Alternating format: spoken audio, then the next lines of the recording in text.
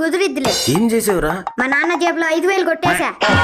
రే, మీ నాన్నకు తెలిస్తే రాలేస్తాడ్రా. మా నాన్నకి అసలు ఏం గుర్తుండదు. హర్ష, ఒరే మీ నాన్నరా. ఓరి నాయనో, వంశీ, ఏందన్న కంగారు కొత్తున్నావు? చొక్కా జేబులో 5,000 కనపట్టలేదురా. ఎవడన్నా వాడు, సమయానికి నేను లేను కాబట్టి సరిపోయింది. ఏందన్నా 5,000 కాడ తెగ బాధపడుతున్నావు? అలా కాదురా, ఆ డబ్బు మా హర్షకి బుక్స్ కొనడానికి దాచాను. అబ్బా, ఇప్పుడు వాడు చదివి ఉద్ధరించేది ఏం లేదులన్నా. అలా అనుకురా, ఏ రోజుకైనా సరే నా కొడుకు గొప్ప ఆఫీసర్ అవుతాడు.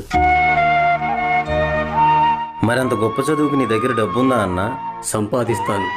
రాళ్ళు కొట్టు, మూటలు మోసాం, ఎలాగైనా సరే నా కొడుకు కోసం నేను కష్టపడతాను.